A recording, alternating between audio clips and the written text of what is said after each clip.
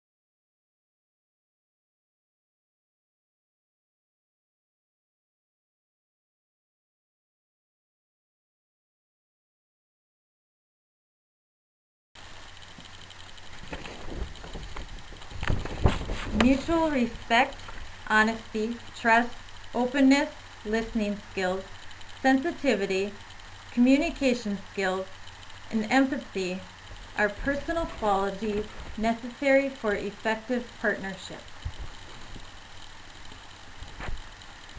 Mutual respect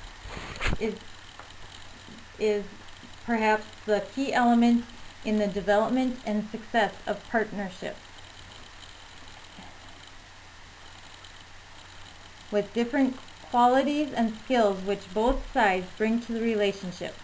Parents and professionals both have a deep interest and concern for the child, but the parent is more deeply involved. Mutual respect does not mean professionals standing back and saying parents are the only true experts.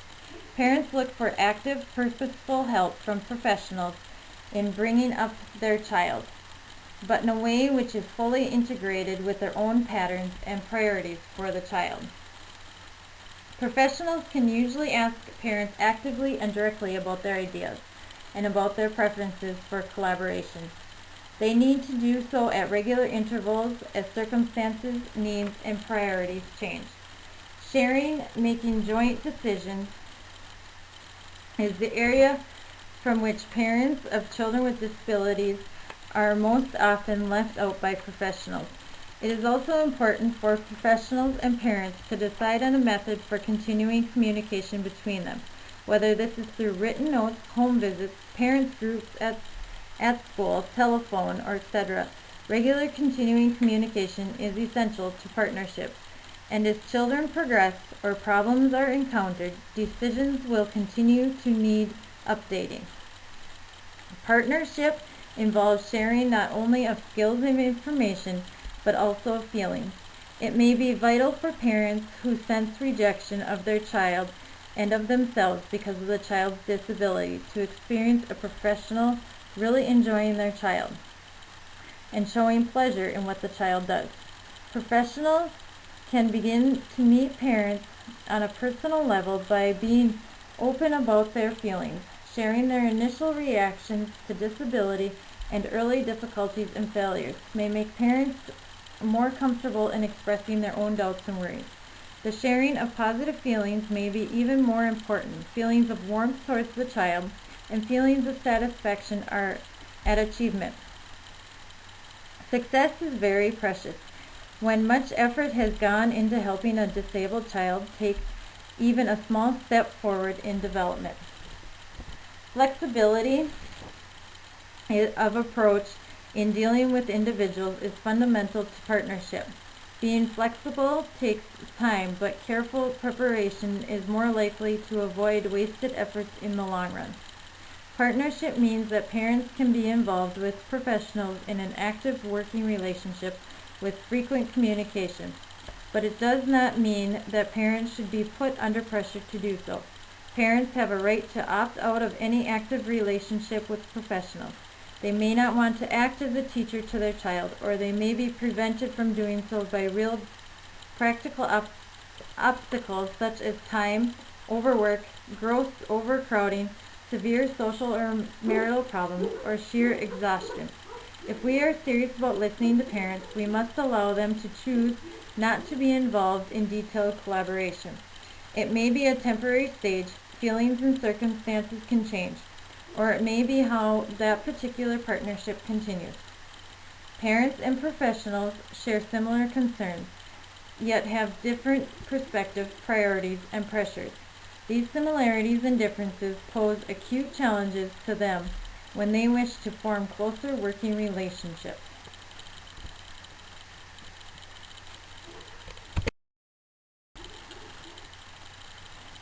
The following are characteristics of successful partnerships. Create a family-like school. Welcome all families. Develop a personal relationship with parents. Use multiple forms of communication to connect with families. Some ways to achieve this could be through email, phone calls, using take-home journals and newsletters. Provide specific information to the parents. Give parents positive feedback. Active listening. Listen and respect the parents' input and opinions, and demonstrate commitment and ongoing communication, and create an equal partnership.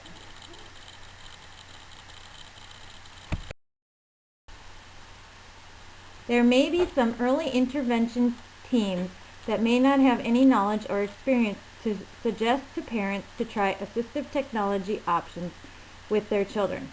There may be some parents out there who have knowledge of assistive technologies. Families with this knowledge should feel comfortable asking the assessment teams questions. Children that have certain diagnoses or behaviors may be more likely than others to need assistive technologies. Children with cerebral palsy, or those who seem to be very floppy or overly stiff in their body movements. Other children who can benefit from assistive technologies include those children with vision or hearing impairments, feeding problems, and Down syndrome, or other certain syndromes as well. The use of assistive technologies won't keep young children from learning to eat, talk, or walk on their own. These assistive technologies can only help children grow, learn, and develop. This video gives an example of how we can communicate with parents. This video gives an example of how a family may communicate with teachers.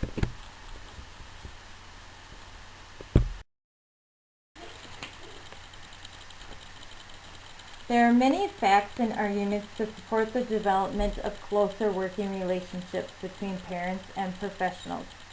Families have the capacities for creative problem solving and coping that professionals need to respect, promote, and encourage.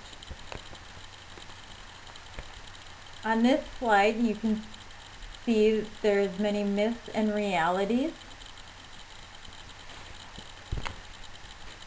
The approach we need to take with parents is the same as we do with the children. We need to show respect and appreciation for their differences of culture, learning styles, and values. When we communicate, we need to be talking with them, not to them. Again, it stressed the two ways of communication. Focus on specific issues at that time. Welcome the parents into the classroom to observe how their child with needs interacts with other children. This gives the parents a reassurance that their child is growing and developing. Allow a time to follow up with the parent about what they saw.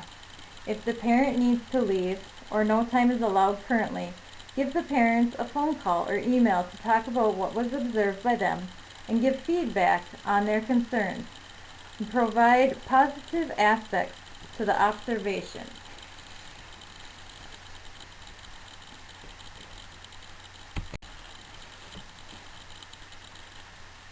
Doing home visits allow the teacher to get to know the family in their setting and gather effective knowledge on how to create a setting for the child in school so that they may feel more welcomed and comfortable. Home visits always allow teachers to observe the level of functional skills the child has in his or her own environment. Looking at what types of materials are available in the home for the child is also key in finding out for planning the next home visit. On page 152 of our text, this sentence we found was excellent. Home is the place where all developmental skills can be practiced over and over in a real-life setting with those who have a personal stake in the child's development. In order to plan the most appropriate curriculum, teaching objectives, and methods, teachers should try to learn about the child's home environment in general, and as it relates to the child's learning in particular. This includes such factors as who are the significant adults in the child's home, what opportunities does the child have to play and interact with other children, what facilities are available for the child to use at home, and what opportunities are there for the child's learning at school to be extended to the home. Successful collaboration between parents and teachers depends on the extent to which information is shared during the period that the child attends school.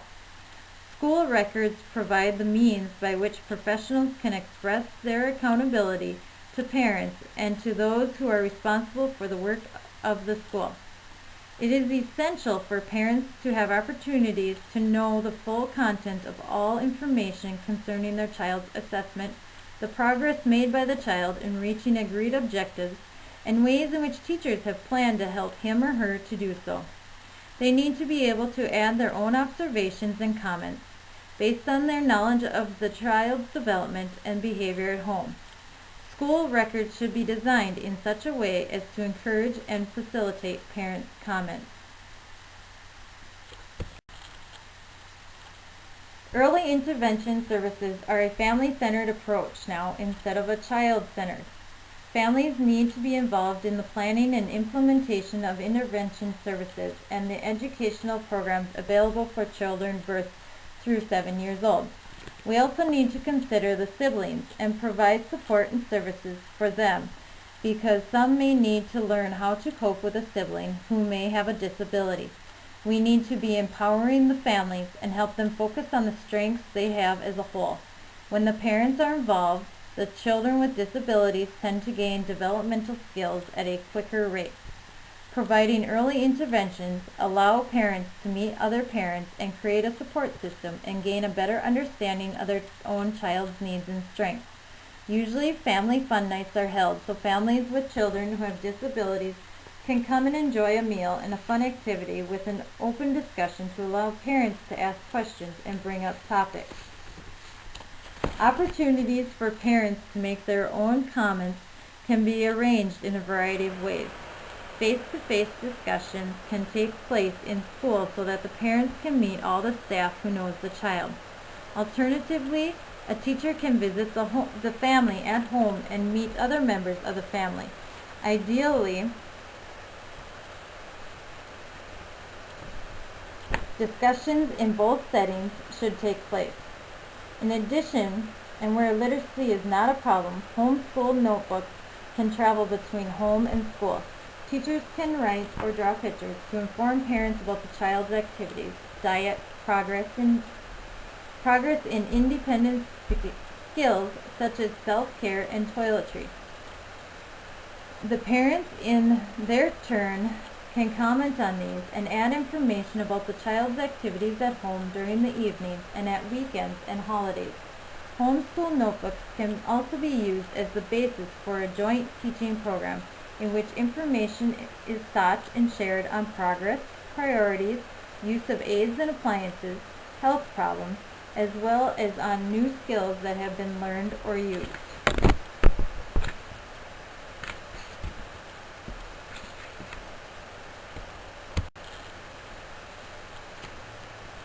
Collaboration in education depends on teachers informing and explaining educational goals and methods to parents in clear and simple language. Although we have emphasized the importance of professionals seeking information and suggestions from parents, it is equally important that parents should be helped to understand what teachers are trying to do in schools.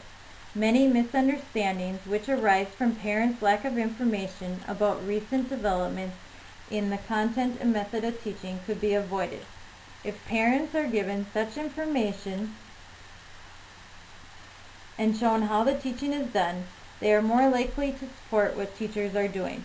In this way, parents and teachers are again learning from one another and hence strengthening the bonds between them.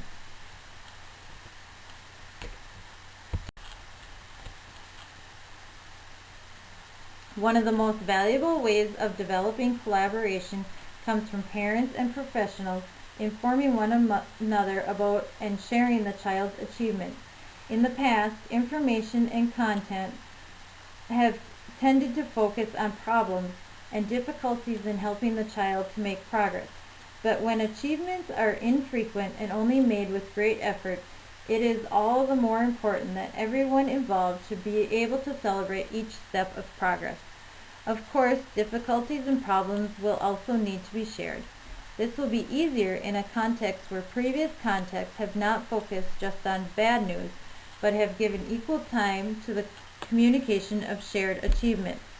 If this is done at an early stage, parents have the opportunity to share useful information which may help to overcome the problem.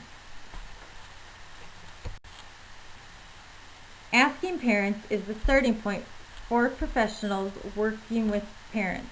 Teachers need to learn how best to enlist the expert knowledge that parents have about their child since birth, their knowledge about the family's distinctive situation and lifestyle, the resources of the neighborhood in which they live, the opportunities it presents for their child, and the support that can be expected from neighbors and from the local community.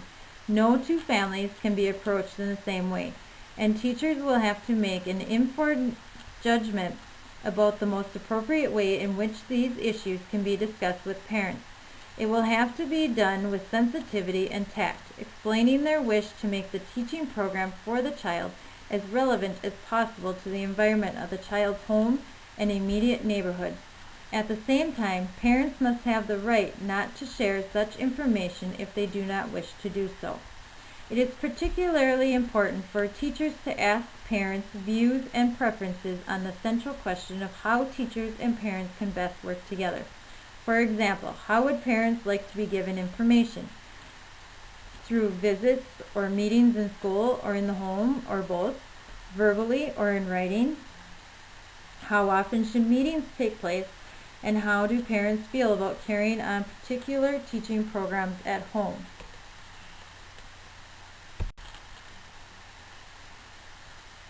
Providing ways to work together as parents. Collaboration includes shared undertakings, activities, and decision-making. Some school staff ask parents for their suggestions and involvement in planning activities for students, for staff, and for staff-parent groups. These may include outings, drama productions, fundraising, and leisurely activities, and other ways of broadening students' experience. Parents are often put off by feeling that they are intruders in the school and that they are out of place and taking up the valuable time of busy professionals. Many parents who feel at a disadvantage in coming into school may recall their own school experiences. Time and thought, therefore, needs to be given to making sure that they feel welcome and comfortable in the school. Professionals should not expect that parents will automatically follow their suggestions. Families have many responsibilities and should be free to decide on their own priorities. Collaboration in its fullest sense includes planning for future development, formulating policy, and putting that policy into practice. Where these structures do not exist, the responsibility of professionals to seek out parents' views, suggestions, and participation is all the more important.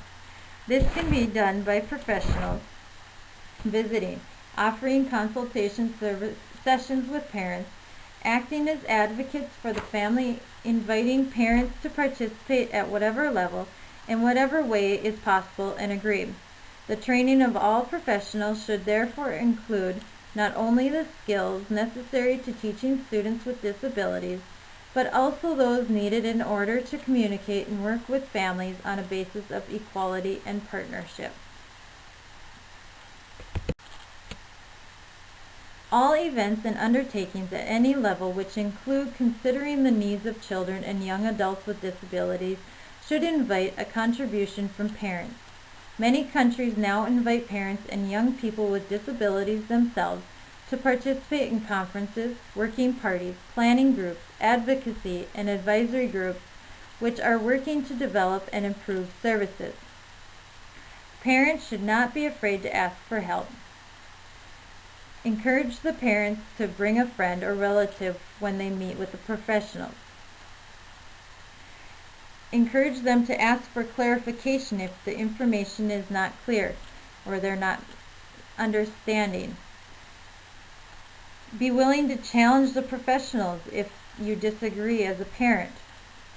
We want the parents to be honest about home happenings and explain practical restrictions on time and energy. We encourage them to seek other kinds of help if they need it. And if the parents are not pleased with the professional's advice or help, we encourage the parents to tell them. And we encourage the parents to show their appreciation for the good service and attitude. And as for professionals, we want to ask for parents' opinions, then show that we value them. We want to give parents recognition for their strengths and successes. Tell the parents that they are experts too, through specific and accurate comments. Do not patronize the parents. Believe the parents. Children do act differently in different settings. Show respect for their children and value them as persons. Accept people's rights to be different. Avoid generalizing and stereotyping. Listen to the parents. Sometimes they know more than you. Do not press the parents to participate. Allow them to make the decision.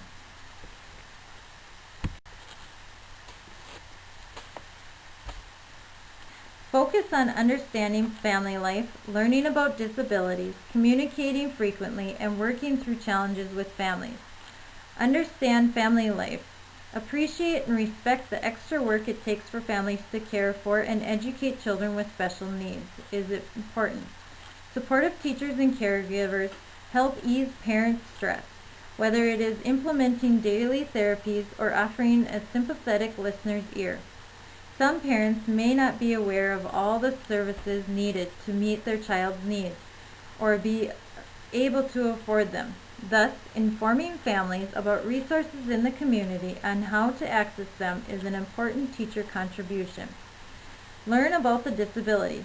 As an educator, you may be familiar with a particular disability diagnosis, such as Down syndrome, but there is wide variation in its manifestations among children. Therefore, it is crucial to learn as much as you can about the individual child.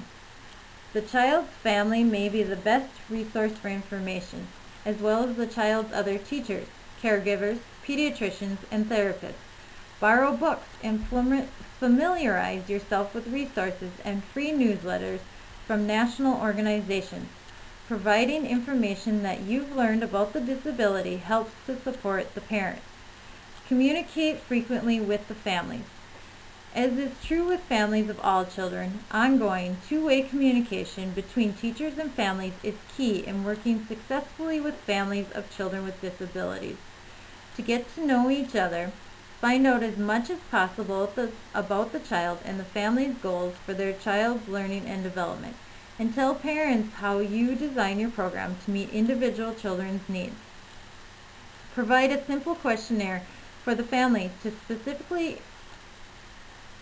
specify important information about the child's likes, dislikes, personality traits, skills, special health needs or medications, and emergency contacts. As one father advised, the first thing is to listen to us, because we know our children better than anybody. Continue to stay in regular contact through formal and informal conferences, phone calls, notes, and emails. Keep a record of all communication with family members, including dates and the content of the communication. Do not hesitate to ask the parents questions or request advice about learning or behavior issues that arise during the day, and if they have experienced similar incidents at home.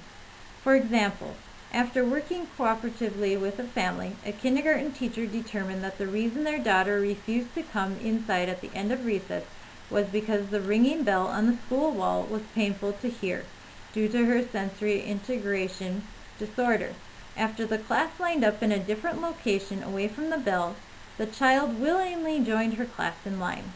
In your communications as an educator, include positive comments about the child's successes and express your respect for the parents' efforts in helping their child. Informing families about resources in the community and how to access them is an important teacher contribution.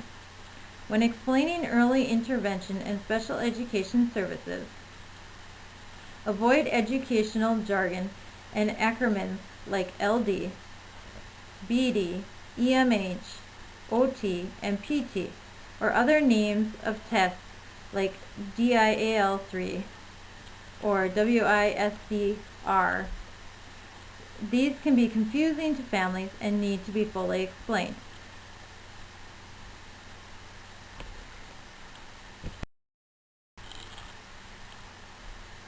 Working with challenging situations. When working with families of children with special needs, you may encounter parents who appear angry, confrontational, mistrustful, or questioning about your teaching methods. Do not take this personally.